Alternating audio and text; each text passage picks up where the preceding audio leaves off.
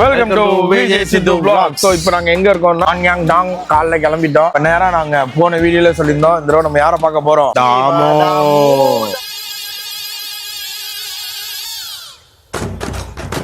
இந்த போதி தர்மன் வந்து 7ஆம் அறிவுக்கு அப்புறம் தான் நமக்கு எல்லாம் பெருசா தெரியவே ஆரம்பிக்கும். அதுக்கு முன்னாடி வரைக்கும் போதி தர்மன் யாரு என்ன ஏதுன்றது நமக்கு தெரியாது. அதனால அது கேட்டதுக்கு அப்புறம் உண்மையிலே யாருக்கு எப்படியோ தெரியல. எனக்கு 7ஆம் அறிவு ரொம்ப பிடிக்கும். சூப்பர் படம், எனக்கும் பிடிக்கும். தீபாவளி பேர் அதை கலாய்ப்பாங்க, நிறைய பேர் அதை இது சொல்லுவாங்க. என்ன வேணாலும் சொல்லுங்க, 7ஆம் அறிவு சூப்பர் படம். அந்த டைம்ல அது வந்தப்ப நம்ம எல்லாருமே இப்படி பண்ணி நான் உன்னை இது பண்ற மாதிரி அது பண்ணிட்டு இருந்தியா? நான் இது இதெல்லாம் பண்ண ஸ்ருதிஹாசன்ல பாத்துட்டு இருக்கேன். தான் பாத்துட்டு இருந்தா வெளில சொல்ல முடியாது. அந்த பிஜிஎம் மைண்ட்ல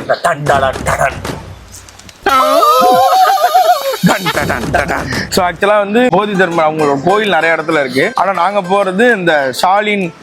நேத்து நைட்ல இருந்து மனப்பாடம் பண்ண காலைல வர மாட்டேங்குது. Shaolin temple. சோ அந்த டெம்பிளுக்கு போறோம் நாங்க. அப்புறம் அங்க வந்து அவங்களுக்குன்னு ஒரு சிலை, அதுக்கப்புறம் அங்க நிறைய ஹிஸ்டரி இருக்கு. அதெல்லாம் நாங்க அங்க போய் உங்களுக்கு சொல்றோம். எங்களோட பயணம் போதி தர்ம ஐயாவை நோக்கி தொடர போது.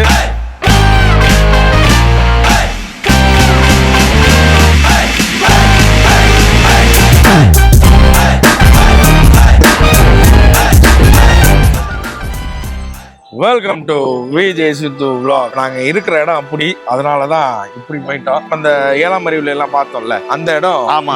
இதுதான் இந்த ஷாலின் டெம்பிள். இங்க உள்ள வரும்போதே அந்த மியூசிக்கோட கேட்கும் போதே ஒரு மாதிரி புல்ல இருக்குது. உள்ள வந்து இப்ப வந்து டூரிஸ்ட் அட்ராக்ஷன் மாதிரி மாத்திட்டாங்க போல இருக்கு. ரெண்டு சைடும் ஃபுல்லா கடைகள் இருக்கு. முதல்ல என்ன சொல்றாங்க அப்படின்னா, இந்த ஷாலின் நம்ம சொல்றோம்ல, ஷாலின்றது வழிபாடு, அது டெம்பிள்ன்றது இங்க வந்து அது வழிபாடு கோயிலா மாத்தி உங்க கும்பிட்டு இருக்காங்க. சைனாலே ஞாபகம் வந்து கும்ஃபு தான். இந்த கும்ஃபுன்ற ஒன்னையே முதல்ல வந்து இங்க மக்களுக்கு இன்ட்ரோடியூஸ் பண்ணவரே போதி தர்மன் அப்படின்றதுதான் வந்து நம்மளுடைய ஒரு சிறப்பம்சம். ஓகே, இவங்க வந்து வேற மார்ஷியல் ஆர்ட்ல இருந்தாங்க. ஆமா, இவங்களுக்கு கும்ஃபுன்னு ஒரு மார்ஷியல் ஆர்ட்டை கத்து கொடுத்தது போதி தர்மன் தான் கத்து கொடுத்தாங்க.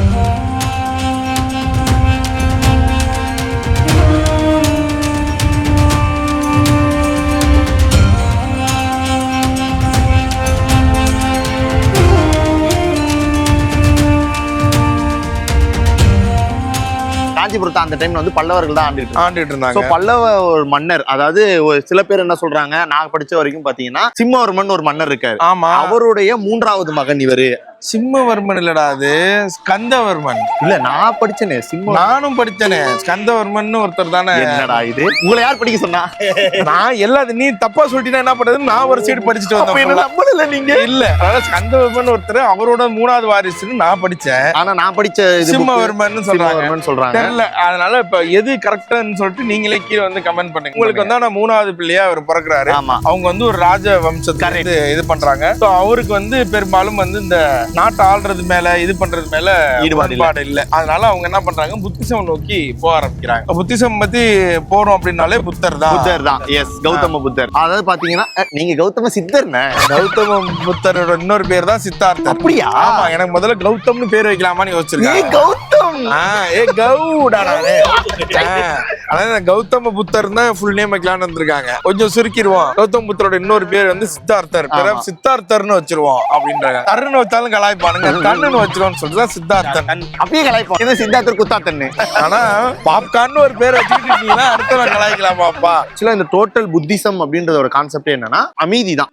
பெரிய இது எந்த யாரு கூட சண்டை போடாம மனிதர்களா புரிஞ்சுக்கிட்டு அமைதியா இருக்கணும், அடுத்தவங்களுக்கும் அமைதியை பரப்பணும், அப்புறம் உடல் வலிமையா இருக்கணும் அப்படின்றதுதான் அந்த மெயின் கான்செப்ட். இதுதான் நிறைய மக்களுக்கு பிடிச்சிருச்சு. ஏன்னா அந்த டைம்ல நிறைய அந்த சண்டை அடித்தடி, அந்த நாட்டை புடிச்சு இழுக்கிறேன், இந்த நாட்டை குத்துறேன், இந்த நாட்டை அடிமையாக்குறேன் அப்படின்ற காலத்துல என்னோட எல்லாரும் அமைதியா, ஒருத்தர் மட்டும் தனியா இருக்காரு அப்படின்னு சொல்லி புத்தரை பார்த்தா அவரை நிறைய பேர் ஃபாலோ பண்ண ஆரம்பிச்சாங்க. சோ அப்படிதான் புத்தர் முதல்ல எங்க இப்ப கேள்வி திடீர்னு கேட்பேன், சரியா இருக்கணும் ஃப்ரெண்ட்ஸ். என் பேர் என்ன? வாப்பா. புத்தர் எங்க பிறந்தாரு? நேபாளம். இப்ப நேபாளம் சொல்றாங்க. அப்ப வந்து அது எந்த எனக்கு தெரியாது, அது இந்தியா கூட இருந்ததா சொல்றாங்க. நேபாளம்ல தான் அங்கதான் பிறந்தாரு. அங்கதான் ஒரு போதி ஞானம் அடைஞ்சு இந்தியா ஃபுல்லா பரப்புனாரு. சோ அவருடைய 28வது பேட்ரியார்ச், அதாவது 28வது இந்த வழிமார்கள் மாதிரி அவரோட ஸ்டூடெண்ட். ஆமா, அவர் தான் வந்து நம்மளுடைய போதி தர்மர். சோ அவருக்கு ஒரு குரு இருப்பாங்கல்ல, கண்டிப்பா. அவர் யாருன்னு பார்த்தா ரத்னஜரா. ஆமா, ராஜ குடும்பத்துல இருந்து ஒருத்தர். அது வேணாம், புத்திசம் தான் வேணும், அமைதி தேடி போறாரு அப்படின்னோன்னு அவர்கிட்ட போய் அவர் படிக்கிறதுக்காக போறாரு. போய் அவர்கிட்ட இந்த புத்திசம் எல்லாம் பத்தி தெரிஞ்சுக்கும் போது இது பண்ணும் போது கொஞ்சம் வருஷத்துலயே அவர் ஃபுல்லா எல்லாத்தையுமே கத்துக்கிட்டாரு. கத்துக்கிட்டு முடிச்சோன்னா இப்ப அவர் தான் சொல்லியிருக்காரு, இதுக்கப்புறம் என்கிட்ட இருக்க ஸ்டூடெண்ட்லயே ரொம்ப சூப்பரான ஸ்டூடெண்ட்னா அது நீ மட்டும்தான். குறைச்ச காலத்திலேயே நீ எல்லாத்தையுமே நல்லா கத்துக்கிட்டீங்க அப்படின்னு சொல்லிட்டாங்க. சொல்லி முடிச்சதுக்கு அப்புறம் இவர் என்ன சொல்லியிருக்காரு, இப்ப நான் கத்துக்கிட்டதை இந்த மக்களுக்கும் நான் போய் சொல்லி கொடுக்கணும்னு ஆசைப்படுறேன் அப்படின்னு. தாராளமா போங்க அப்படின்னதுக்கு அப்புறம் இவர் அங்க இருந்து வெளில வந்து இந்தியா ஃபுல்லா பரப்பி இருக்காங்க. இந்தியா ஃபுல்லா இதெல்லாம் பண்ண பிறகு அவருக்கு என்ன, அவருடைய அந்த பிரத்னஜாரான்ற குரு தான் சொல்லியிருக்காரு, போதும் தாமு நீ இங்க இருந்தது. அப்ப அவர் பேர் தாமு கிடையாது. கரெக்ட். அப்ப அவருக்கு இன்னொன்னு எதையாவது 2 வரி தான் படிச்சுட்டு வரான், போதும் தாமுவா. தாமுன்றது அவருக்கு இங்க வந்து வச்ச பேர்.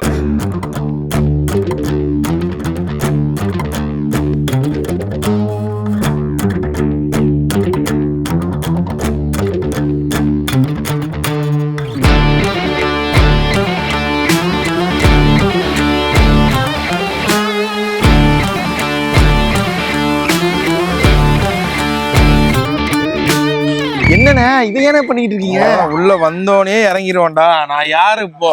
ஐயோ யாரு விடுறாராமா? தெரியும்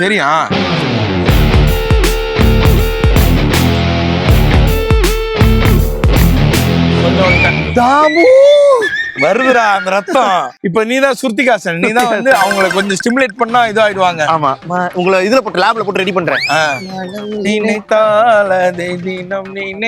அரவிந்த் நல்ல முடியும் அரவிந்த் நான் லவ் பண்ண அரவிந்த் புரிஞ்சுக்கோ. அதாவது போய் தர்மர் போய் பாக்குறதுக்கு முன்னாடி கொஞ்சம் ட்ரைனிங் எடுத்துட்டு போறோம்.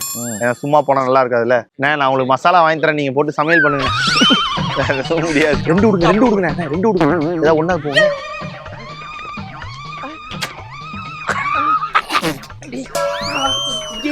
ஏப்பா அடிச்சுக்கிறேன்.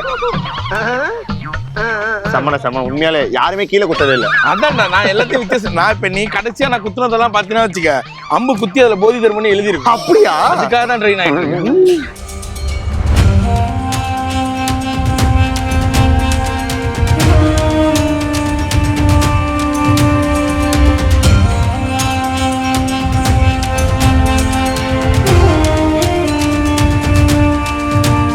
நீங்க இந்த ஷாலின் டெம்பிள் உள்ள வரதுக்கு முன்னாடி நீங்க வந்து ஒரு டிக்கெட் எடுக்கணும். அந்த டிக்கெட்டோட விலை ஒரு ஆளுக்கு எவ்வளவுன்னு பாத்தீங்கன்னா 80 யுவான். இதுக்குள்ள வந்தீங்கனாலே உண்மையிலேயே ஒரு மாதிரி பீஸ்ஃபுல்லா அமைதியா சூப்பரா இருக்கு. சோ இது வந்து இப்ப பாக்குறதுக்கு இது இப்ப கன்ஸ்ட்ரக்ட் பண்ண மாதிரி இருக்கு. ஆனா அது என்னன்னா 1500 வருடங்களுக்கு முன்னாடியே இந்த இது முதல்ல என்னன்னா ஃபர்ஸ்ட் டெம்பிள் அப்படிலாம் இருக்காது, வெறும் காடா ஒரு இடமா இருக்கும். இங்க இது பண்ணுவாங்க, வழிபாடு நடப்பாங்க, இப்ப பயிற்சி பண்ணுவாங்க, இப்படி இருந்தது.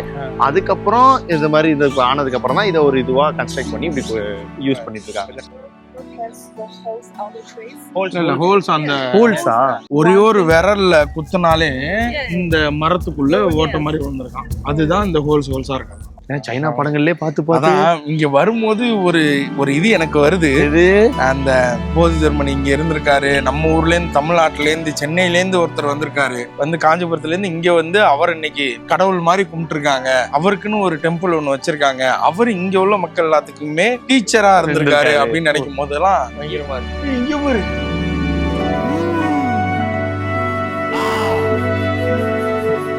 இவங்க பேர் என்னன்னா, இவரோட பேரு வந்து அதனால அந்த மூஞ்சிலே அது இருக்குமா. இது வந்து ஹால சந்தோஷப்படுறாங்க. அது வந்து அது இப்ப அவர் வந்தாருல்ல, அவருக்கு பாஷை தெரிஞ்சுதான் வந்தாரு.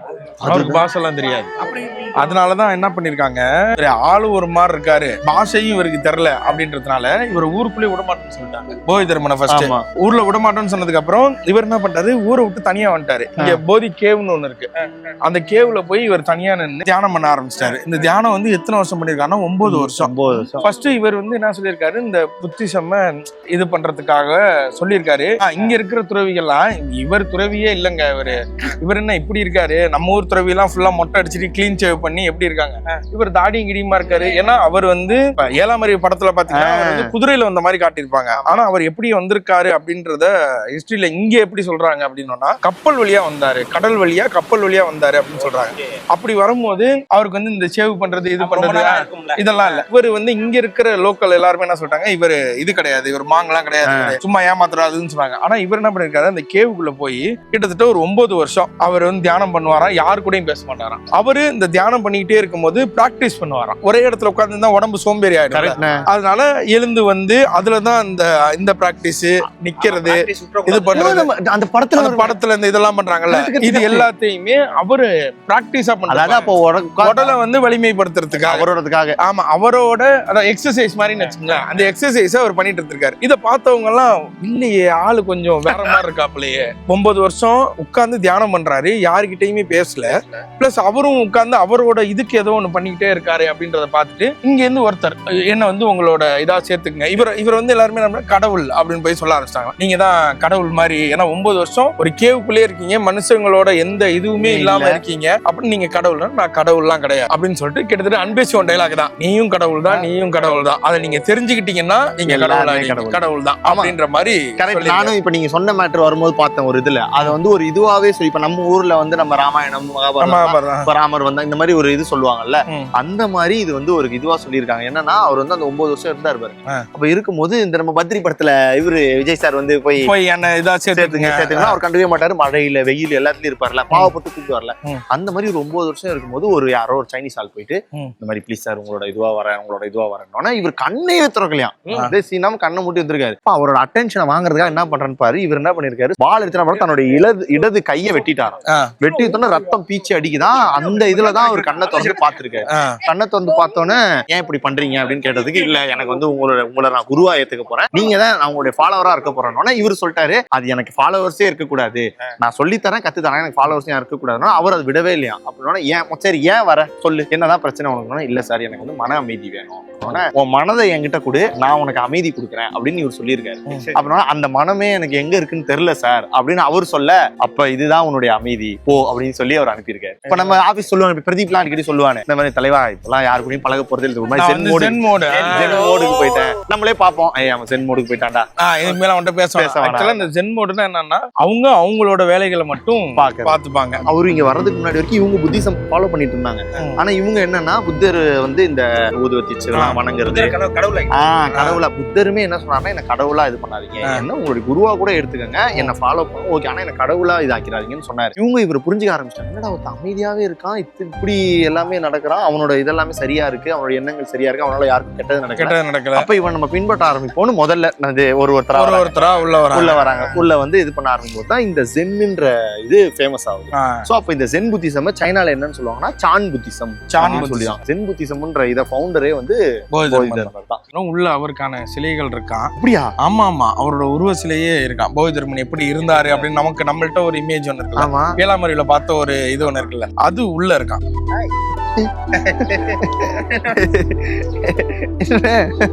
அம்மா கண்ணு தர்றான். நீங்க ஒரு ட்ரிப் வரீங்கன்னா இதுக்கு நீங்க தனியா பிளான் பண்ணணும். ஏன்னா இது சிட்டி, நீங்க எங்க சைனால பாக்குற இந்த சிட்டில இருந்தும் ஒரு 2 to 3 hours டிராவல் பண்ணி வர மாதிரி இருக்கும். ஆக்சுவலா இதுக்கு வரணும்னா ஃபர்ஸ்ட் வந்து ஜென்ஜூ வந்துடணும். ஜென்ஜூல இருந்து அங்க இருந்து ஒரு 1.5 மணி நேரம் 2 மணி நேரம் பயணம். சோ நீங்க கண்டிப்பா நம்மளுடைய விளாக்ஸ் பார்த்துட்டு இங்க வரீங்க அப்படின்னா நிச்சயமா இது பிளானை வந்து நீங்க தனியா வந்து நம்மளால கண்டிப்பா பண்ணவே முடியாது. ஏன்னா நீங்க அங்கிருந்து இங்க வரதுக்கு உங்களுக்கு ட்ரெயின் ஃபெசிலிட்டி இல்ல. மோஸ்ட்லி இங்க ட்ரெயின் தான், ஆனா பெரிய பெரிய நகரங்களுக்கு தான் இருக்கே தவிர இங்க இல்ல. நாங்க விசாரிச்ச வரைக்கும் எங்களுக்கு தெரியல. அது இல்லாம பஸ்ல ஏறணும்னா நம்ம லக்கேஜ் எல்லாம் தூக்கிக்கிட்டு அடுத்தடுத்த பிளான் இருக்கும்போது பஸ்ல போக முடியாது. அப்படின்னும் போது தான் நம்ம கேப் எடுக்க போறோம். கேப் எடுக்கிறவங்கள்ட்ட நம்மள்ட்ட காஸ்டா நிறைய ஆகுது, நிறைய கேட்கறாங்க அப்படின்ற பட்சத்துல அதுக்கப்புறம் எங்களுக்கு ஜிடி ஹாலிடேஸ்ல தான் ஹெல்ப் பண்ணாங்க. ஆமா,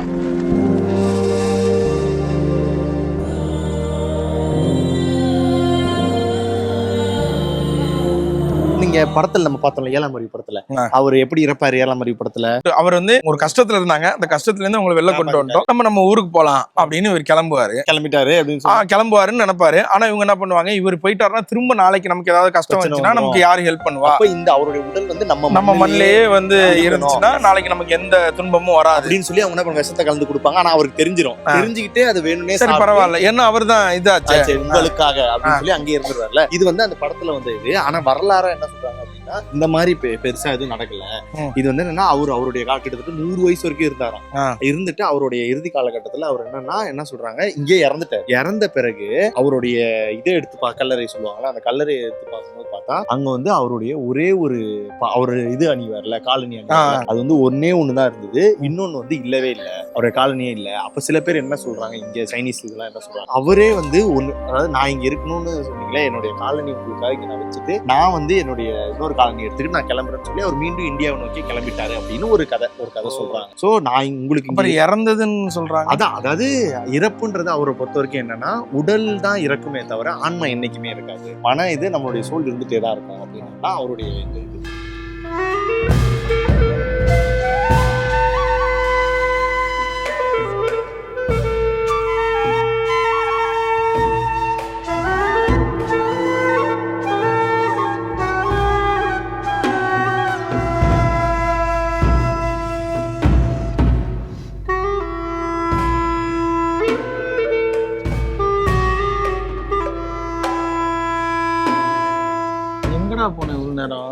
இவ்வளவு நேரமா இந்த கோயிலுக்குள்ள என்னென்ன இருக்கு, என்னென்னலாம் பண்ணிருக்காங்க அப்படின்னு சொல்லி ஒரு விவரத்தை கேதர் பண்ணி எடுத்துட்டு வந்துருக்கேன். சொல்லு என்னன்னா, இங்க மொத்தம் 3 புத்தரை வச்சிருக்காங்க. ஆமா, 3 புத்தரும் யாருன்னா பாஸ்ட், இறந்த காலம், நிகழ்காலம், எதிர்காலம், ஃபியூச்சர்.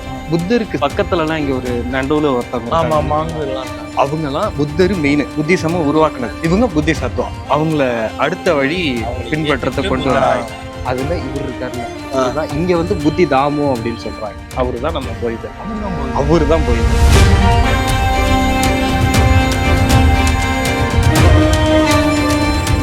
தாடி மீச வச்சுட்டு அந்த இவங்க இருக்கிற அந்த புத்திசம்லயே வேற மாதிரி இருந்தா அது நம்ம ஆளு. அதே மாதிரி இங்க நம்ம சிலையா பாக்குறோம்ல, இதுலாம் நம்ம சிங்கம் தானே. இது யாழிடா, ஒரு யாழிடா. இவங்க டிராகனா வைக்கிறாங்க. வெளியில நம்ம வந்து ஆமை மாதிரி ஒரு ஷேப்ல பாத்துருப்போம்ல. ஆமா வெளில இங்க இருக்கு. அந்த ஆமையுமே டிராகன் தான். இங்க டிராகனுக்கு மொத்தம் 9 உருவம் இருக்கும். ஆனா அது உண்மையிலேயே யாழின்னு ஒண்ணு உயிரோட இருந்துச்சா? யார்கிட்ட கேட்டாலும் சொல்ல மாட்டேன்றாங்க. இல்ல, ஒரு உருவமே இல்லாத ஒண்ணு எப்படி இவங்க அழகா எல்லா இடத்துலயும், நீ ஏசியா ஃபுல்லா பாத்தீங்கன்னா, நீ வந்து இப்ப கம்போடியா போனாலும் சரி, தாய்லாந்து போனாலும் சரி, ஸ்ரீலங்கா போனாலும் சரி, இது மாதிரி எல்லா இடத்துலயுமே இந்த ஒரே ஒரு சிலை டிப்பிக்கலா ஒரே மாதிரியே இருக்கும். இது வந்து உடம்பு வந்து யானை உடம்பு இருக்கும், மூஞ்சி வந்து சிங்க மூஞ்சி. நம்ம தஞ்சாவூர் பெரிய கோயிலையும் இருக்கு. தமிழ்நாடு ஃபுல்லா இருக்கிற நிறைய கோயில்கள்ல தூண்ல இது இருக்கும், வெளியில வச்சிருப்பாங்க. அது எனக்கு ரொம்ப நாளா நம்மளே திடீர்னு நைட் ஆனா ஒரு மாதிரி யோசிப்போம்ல, அப்படிலாம் நான் யோசிக்கும் போது நிறைய தான் வச்சிருக்கேன். யானையில போய் நிறைய இந்த போர்லாம் போயிருக்காங்கல்ல, அதே மாதிரி யாழ் மேல ஏறி உட்கார்ந்து போருக்கு போயிருப்பாங்களோ அப்படின்றதெல்லாம் நம்ம யோசிப்போம். ஏன்னா தஞ்சாவூர் பெரிய கோயிலோட நுழைவாயில் பாத்தீங்கன்னா செம்ம ஹைட்டா இருக்கும். அப்ப இருக்கிற மனுஷன் ஒரு 8 அடி 9 அடி வச்சுப்போமா, அதிகபட்சம் 10 அடி இருப்பானா. அதுக்கப்புறம் யானையே வருதுன்னா கூட ஒரு 20 அடிக்கு இருக்குமா, அது கிட்டத்தட்ட ஒரு 40 அடி 50 அடிக்கு உயரம். அப்ப யானையை விட பெருசா ஏதோ ஒண்ணு கோயிலுக்குள்ள வந்திருக்கிறதுனாலதான் அது அவ்வளவு பெருசா இது பண்ணிருக்காங்க. ஏன்னா தேர் உள்ள வரதுக்கு வேலை கிடையாது. அங்க உள்ளவங்க என்ன சொல்றாங்க, தேர் உள்ள வராது, தேர் வந்து அந்த கோயிலுக்கு வெளியில சுத்தும். அப்ப தேர் வந்தா தேர் இடிக்கணும்னு சொல்லலாம், அதுக்காக உயரமா கட்டிருக்காங்கன்னு சொல்லலாம். அது தேர் உள்ள வராது. அப்புறம் எதுக்காக இதை கட்டினாங்க? அப்ப யானைகள் உள்ள வருமா, யானைகள் எல்லாம் உள்ள வரும். இது அரசர்கள் எல்லாம் போகும்போது யானை அந்த இதெல்லாம் பண்ணுவோம்ல, யானை குதிரை எல்லாம் உள்ள வரும்னு சொல்றாங்க. எப்படி டைனோசர்ன்ற ஒரு விலங்கு இருந்துச்சோ ஜெய்ஜாண்டிக்கா, அதே மாதிரி யாழின்ற ஒரு விலங்கு இருந்திருக்கணும். உங்களுக்கு ஏதாவது இதை பத்தி கதைகள் தெரிஞ்சுன்னா எனக்கு தெரியல. நானே நைட் ஆனா ஒரு 12 மணிக்கு மேல லூஸ் தரமா யோசிப்போம்ல, அப்படி யோசிச்சது. இது உங்களுக்கு உண்மையிலேயே தெரிஞ்சுன்னா கீழே வந்து கமெண்ட் பண்ணுங்க. புத்தர் வந்து வாழ்ந்தன்னு பார்த்தா ஜீசஸ்க்கு முன்னாடி வாழ்ந்ததா சொல்லுவாங்க. அவங்களோட இது இருக்கிற இந்த இடத்துல நம்ம ஊருக்காரரு, நம்ம நாட்டுக்காரரு, அவரோட இது வச்சிருக்கும் போது உண்மையிலேயே கூஸ் பம்ஸா இருக்கு.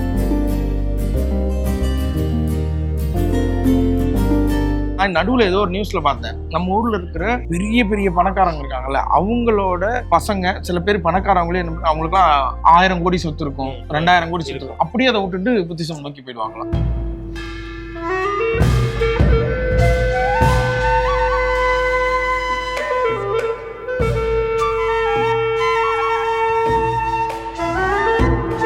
ஆனா நான் இப்ப வேண்டிக்கிட்டது ஒண்ணுதான், யாரை பார்த்தும் பொறாமப்படாம, எதை பார்த்தும் ஆசைப்படாம, யாருக்கிட்டையும் சண்டை போடாம, எதுக்கும் கோவப்படாம அமைதியா இருந்துட்டு அமைதியா செத்து போயிடணும்னு வேண்டி இருக்கேன். அப்படி நான் இனிமேல் வாழ போறேன். உண்மையில அடுத்த 10 நிமிஷத்துல உங்களை நான் அடிக்க வைக்கிறேன். நீங்க என்ன வேணா, நீங்க கூட என்ன அடி, நான் இனிமேல் யாரையும் அடிக்க மாட்டேன், யாரையும் துன்புறுத்த பரவாயில்ல நான் தான் நீ ஒரு லூஸ் பரவாயில்ல நான் லூசு நீ கெட்ட வார்த்தை கூட சொல்லு அறிவா நடந்துக்க யார்கிட்டையும் அடிங்க நம்ம என்ன பண்றோமோ அது நமக்கு திரும்ப வரும் ஓகேவா அதனால செல்லம் நீ அடுத்தவங்களுக்கு கெட்டது நினைச்சினா உனக்கு கெட்டது நடக்கும் நீ அடுத்தவன் நல்லா இருக்கக்கூடாதுன்னு நினைச்சினா நீ நல்லா இருக்க அதுதான் உண்மை நீ அடுத்தவன் வளர்ச்சியை பார்த்து வயிறு எரிஞ்சின்னா நாளைக்கு உன் வளர்ச்சியும் இதுவா வளர்ச்சி இருக்காது வளர்ச்சியே இருக்காது அதனால முடிஞ்ச அளவுக்கு எல்லாரும் நல்லா இருப்போம் எல்லாரும் நல்லா இருக்கணும் அப்படின்னு வேண்டிக்கிட்டோம்னா ஆட்டோமேட்டிக்கா நம்ம நல்லா இருக்கும் சில பேர்லாம் இருக்காங்கல்ல அவங்க எல்லாம் வளர்ந்ததுக்கான காரணமே அதான் சொல்லுவாங்க ஒரு எனர்ஜி ஒண்ணு இருக்குமா இனி இங்க இருக்கிற நீ மனசுல யாரானாலும் நினைச்சுக்க நீங்களும் மனசுல யாரும் நீங்க சொன்னோன்னே எனக்கு நிறைய பேர் மைண்ட்ல அவங்க வந்து நல்லா இருக்கணும்னு சொல்லிட்டு அந்த அவங்கள சுத்தி இருக்கிறவங்க மட்டும் இல்ல தெரியாதவங்க கூட அவங்க நல்லா இருக்கணும்னு நினைப்பாங்களாம் அப்படி ஒரு எண்ணம் இருக்குல்ல அந்த எண்ணம் வந்து அவங்கள உண்மையிலேயே பெரிய ஆளா நீ மனசுல நீ சினிமா ஸ்டார் நினைச்சுக்க அரசியல் பொலிட்டிக்கல் ஆளுங்களை நினைச்சுக்க இல்ல உங்க ஊர்ல ஸ்போர்ட்ஸ் மேன் நினைச்சுக்க இல்ல உங்க ஊர்ல இருக்க யாரோ ஒருத்தவங்க நினைச்சுக்க அவன் நல்லா இருக்கணும்னு சொல்லிட்டு அந்த ஊரே நினைக்கும் மனசுக்குள்ள அவங்களுக்கு அது நீடெல்லாம் கிடையாது அவங்களுக்கு இத்தனைக்கும் நேர்ல பாத்துருக்க மாட்டாங்க எதுவும் அவங்களுக்கு காசு கொடுத்துருக்க மாட்டாரு அவங்களால அவங்களுக்கு பெருசா ஆனா ஒருத்தவங்களை பார்க்கும்போது அவங்க நல்லா இருக்கணும் அவங்க எவ்வளவு கஷ்டப்பட்டாங்க அவங்களாம் நல்லா இருக்கணும் இப்படின்னு ஒரு எண்ணம் இருக்குல்ல இந்த எண்ணம் வந்து ஆட்டோமேட்டிக்கா அவங்க நல்லா இருந்துரும் நம்ம எப்பவுமே அடுத்தவங்களை பார்த்து எல்லாரும் நல்லா இருக்கும் எல்லாரும் நல்லா இருக்கும் நம்ம நினைச்சோம்னா நம்ம ஆட்டோமேட்டிக்கா நல்லா இருந்துரும் நல்லா இருக்கு அவ்வளவுதான் இப்போ நீ வந்து நீ நல்லா இருக்கணுங்கிறதுக்காக என்ன நல்லா இருக்கணும்னு சொல்றீங்களா நீ நல்லா இருக்க